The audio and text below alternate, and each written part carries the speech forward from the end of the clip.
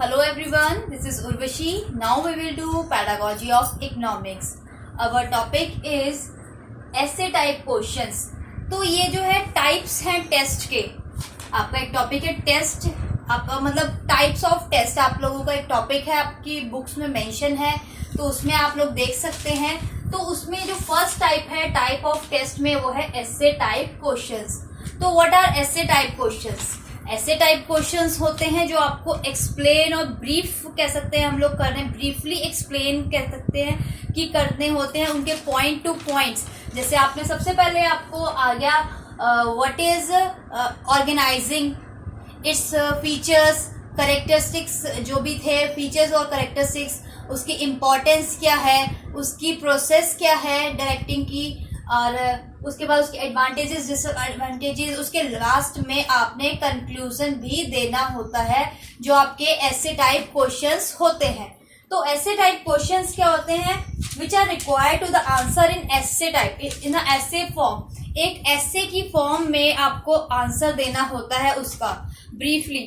आप लोगों को सबसे पहले क्या कहता है कि भी आपको उसका मीनिंग बताना है, उसके फीचर्स क्या हैं, उसकी एडवांटेजेस डिसएडवांटेजेस कह सकते हैं, इम्पोर्टेंस क्या है, उसकी प्रोसेस क्या है, उसके बाद जो भी उसका कह सकते हैं हम लोग कंक्लूजन होगा वो. तो ये एक लॉन्ग कह सकते हैं वे होता है क्वेश्चंस का आंसर देने का, जो एक ओल्ड टाइम में कह सकते हैं हम लोग यूज करते थे. एक ट्रेडिशनल मेथड है आपका क्वेश्चंस का एग्जाम लेने का. तो हम लोग इसके बाद ये बात होगी डिस्कस, आप लोगों को समझ आ गया होगा कि ऐसे टाइप क्वेश्चंस क्या होते हैं. तो हम लोग आते हैं इसकी एडवांटेजेस पे, या इसके जो कह सकते हैं हम लोग मेरिट्स पे. मेरिट्स ऑफ ऐसे टाइप क्वेश्चंस. मेरिट्स क्या होते हैं ऐसे टाइप क्वेश्चंस के? तो नंबर 1 आ जाता है हमारा प्रैक्टिकेबिलिटी.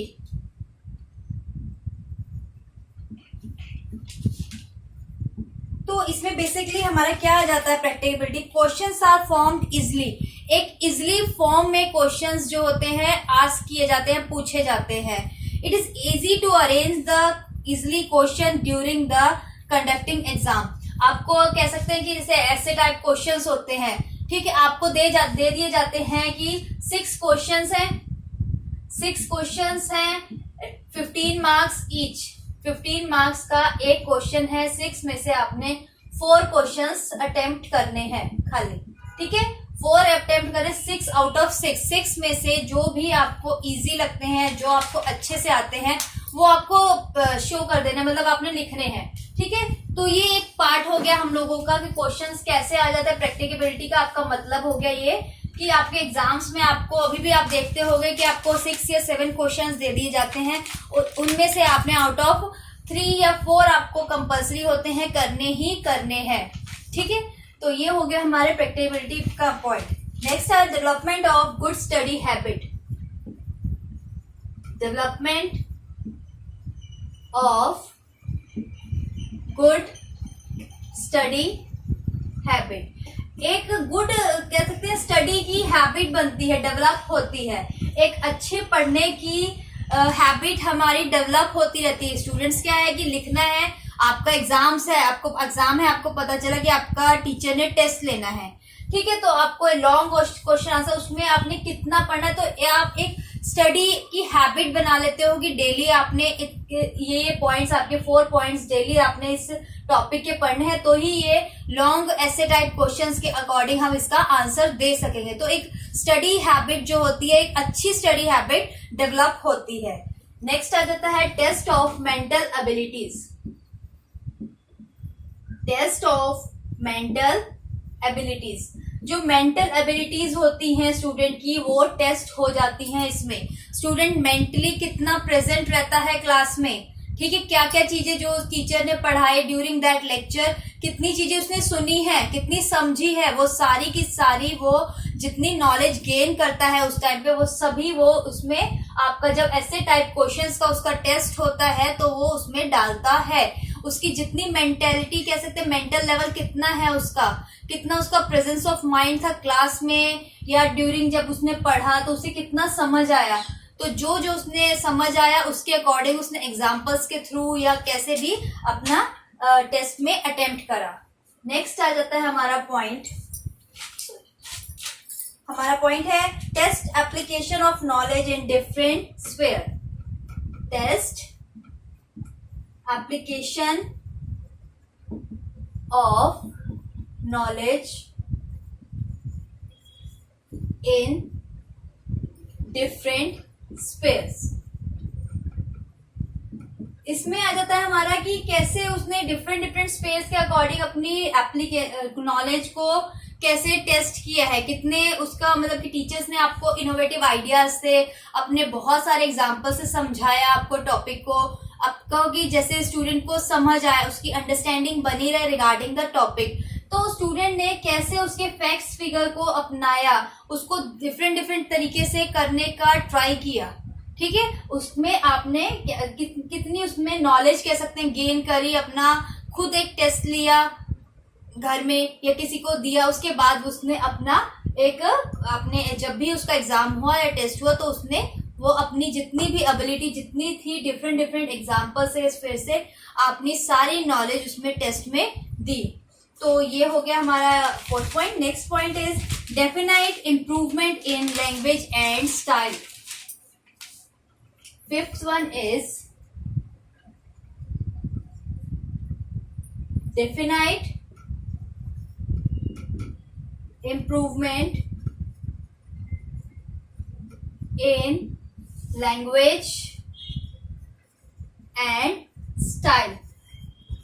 एक इम्प्रूवमेंट हुई उसके लैंग्वेज में और स्टाइल में। जब आप वो लिख रहा था एक फ्लो बनी हुई थी उसकी लिखने की, ठीक है, तो उसमें जो उसकी डेवलपमेंट है या स्टाइल है उसका समझने का, जो भी उसके माइंड में आइडियाज आते रहे तो वो अपना क्वेश्चन में वो आंसर उसका आंसर बुक में अपना आंसर वो लिखता गया। ठीक है, इम्प्रूवमेंट उसकी होती रही। ठीक है, जो उसको प्रॉब्लम उस टाइम समझ नहीं आई थी तो लिखते लिखते उसका कह सकते हैं फ्लो बन गया कि वो एकदम जब आंसर दे रहा था वो ये ऐसे टाइप क्वेश्चंस का, तो उसकी फ्लो बन गई थी जिसमें वो करेंटली अपनी इम्प्रूवमेंट हो रही थी उसकी लैंग्वेज में, उसके स्टाइल में। ठीक है, नेक्स्ट आ जाता है हमारा test of teachers efficiency. Test of teacher efficiency, teacher की एफिशिएंसी भी इसमें कह सकते हैं हम लोग टेस्ट हो जाती है। Student as well as teacher दोनों की एफिशिएंसी इसमें टेस्ट हो जाती है कि टीचर ने अपने आइडिया से या कंसेप्ट को कैसे क्लियर किया, उसकी एफिशिएंसी कितनी थी, एफिशिएंटली उसने अपना कह सकते हैं कि टाइम दिया, स्टूडेंट्स को पढ़ाया और वैसे ही स्टूडेंट ने अपनी नॉलेज को गेन किया। इसमें एफिशिएंसी लेवल जो टीचर्स का और स्टूडेंट दोनों का होता है वो एक टेस्ट हो जाता है इन ऐसे टाइप क्वेश्चंस में। नेक्स्ट आ जाता है freedom of response. Freedom of response, freedom of response में क्या आ जाता है हमारा कि स्टूडेंट जो है फ्रीली अपना आंसर लिखता है, उसे एक डर नहीं होता कि वो क्या लिख रहा है कैसे, तो जो भी उसके माइंड में उस टाइम पे एग्जाम्पल्स आते हैं या न्यू एग्जाम्पल्स आते हैं सब एक क्रैम किया हुआ जो उसने पढ़ा है बुकिश लैंग्वेज वो नहीं लिखता है, वो फ्रीली जितने भी उसे आइडियाज आते हैं मेथड से या टेक्निक से कुछ भी जो उसके माइंड में आता है रिगार्डिंग दैट टॉपिक वो सब लिखता रहता है। एक फ्रीडम के साथ वो लिखता है, उसे एक डर नहीं होता कि मेरे को मैम ने कहेगी कि ये क्यों लिखा है वो क्यों लिखा है, वो ऐसा कुछ भी डर स्टूडेंट के अंदर नहीं होता है। ठीक है, तो ये हो गए हमारे मेरिट्स ऑफ ऐसे टाइप क्वेश्चंस के। नेक्स्ट हम लोग करते हैं इसके डीमेरिट्स। तो डीमेरिट्स में हमारे क्या आ जाएंगे, डीमेरिट्स में हो जाता है हमारा टेस्ट आर नॉट वैलिड। जो हमारा फर्स्ट पॉइंट है डीमेरिट्स का वो है test are not valid. Test are not valid. कई लोग कहते हैं कि जो ये टेस्ट होता है वैलिड नहीं होता, कि स्टूडेंट ने पढ़ा वैसे ही लिख दिया। ठीक है, इनमें कोई मतलब नहीं हुआ, लिखे जा रहे हैं स्टूडेंट्स का, क्या हमें कि स्टूडेंट को नॉलेज गेन हो भी रही है या नहीं, क्या वो सिर्फ जो बुक टीचर्स ने पढ़ाया वही लिखे जा रहा है, अपना भी टाइम वेस्ट कर रहा है टीचर का भी। कि स्टूडेंट से कई बार होता है कि कोई भी हो कि एक ऐसे टाइप आपने 5-6 पेजेस का लिख दिया, ठीक है, कोई वैलिडिटी नहीं है, कोई वैलिड नहीं है कि एक क्रैम करके कह सकते हैं हम लोग के स्टूडेंट ने लिख दिया। ठीक है, जो पढ़ा या जो उसने समझ आया, पता नहीं वो क्या क्या लिख रहा है। एक वैलिडिटी होनी चाहिए टेस्ट की। ठीक है, कि स्टूडेंट ने, टीचर ने आप बोला कि 2 लाइन्स में आपने आंसर देना है, तो वो आप स्टूडेंट को 2 लाइन्स में ही एक अच्छा सा आंसर देना है उस क्वेश्चंस का। ठीक है, 6 to 7 पेजेस में स्टूडेंट अपना आंसर दे देगा, तो टीचर भी उसे थॉरली ढंग से नहीं पढ़ेगी, क्योंकि 40 to 50 स्टूडेंट अगर क्लास में है तो टीचर वो 40 to 50 स्टूडेंट्स का 5-6 पेजेस का आंसर नहीं रिवाइज करती या पढ़ती। ठीक है, जो भी मार्क्स होते हैं उनकी अच्छे पॉइंट्स को देख के देती है। तो ये एक हमारा डीमेरिट है ऐसे टाइप क्वेश्चंस का। नेक्स्ट अगर test are not comprehensive, test are not comprehensive and discriminatory, मतलब कोई एक डिस्क्रिप्शन नहीं होती, एक ऐसे टाइप में एक पैराग्राफ में आपका स्टूडेंट लिख रहा है, कोई कॉम्प्रिहेंसिवली कोई टेस्ट नहीं है कि कुछ भी आया माइंड में उसने लिख दिया।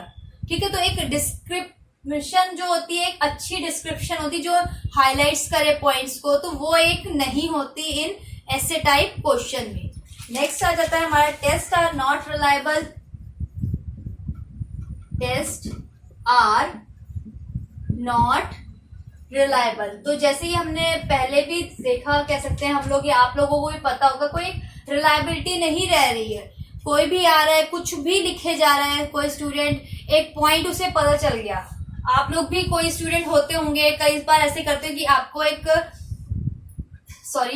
क्वेश्चन में आप लोगों को एक पॉइंट मिल गया, तो कि जैसे प्लानिंग, तो आप उस मतलब नहीं समझता कि क्या मतलब है उस क्वेश्चन का। ठीक है, बस एक टॉपिक में, एक पूरी लाइन में, क्वेश्चन में आपको एक वर्ड ऐसा मिल जाता है, आप उसी के बारे में स्टूडेंट लिखना शुरू कर देते हैं सारा, और एग्जैक्टली क्वेश्चन में क्या पूछा है उसका आंसर कोई नहीं देता। ठीक है, ये काफी स्टूडेंट होते हैं, तो इनका जो ऐसे टाइप का एक बहुत ही बड़ा डिमेरिट है कि रिलायबल नहीं होते ये टेस्ट। नेक्स्ट आ जाता है हमारा एम्फेसिस ऑन क्रैमिंग। क्रैमिंग आप लोगों को बताया मैंने कि जितना भी स्टूडेंट्स होते हैं, बहुत सारे स्टूडेंट्स हैं, जैसे कि मान लीजिए क्रैम करा, सारा बुक का पढ़ा, जो भी बुक में था एज इट इज आपको क्रैम करके अपने टेस्ट में दे दिया, तो उसका कोई मतलब नहीं हुआ, उस ऐसी नॉलेज का कोई भी मतलब नहीं होता। ठीक है, कि क्रैम करके स्टूडेंट ने लिखकर पढ़ा, सारा रट्टा मार लिया और लिख दिया, तो इसका कोई भी मतलब नहीं है। ऐसे क्वेश्चंस का एक डीमेरिट है बहुत बड़ा ये भी, कि क्रैमिंग पावर जो होती है स्टूडेंट की बढ़ती रहती है इससे। कि ऐसे टाइप क्वेश्चंस देंगे, स्टूडेंट क्या करते हैं, पूरी बुक एक दिन में बैठ के सारा पढ़ लेते हैं, कि कितनी क्रैम कर लेते हैं, क्योंकि क्रैमिंग पावर बहुत अच्छी होती है कई स्टूडेंट्स की, तो वो क्रैम कर लेते, जो एज इट इज उसकी बुक में होता है वो as it is with same example, same language के साथ अपने क्वेश्चंस का आंसर दे देता है इन एग्जाम। तो ये एक बहुत बड़ा डिमेरिट है क्रैमिंग। तो ये इसलिए क्रैम जो ऐसे टाइप क्वेश्चंस है, नहीं, ये डिमेरिट्स है, नहीं करने चाहिए। नेक्स्ट आ जाता है हमारा need more time and labour. More time and labour, बहुत ही ज्यादा मेहनत करनी पड़ती है और बहुत ही ज्यादा टाइम देना पड़ता है in these questions, in these ऐसे टाइप क्वेश्चंस।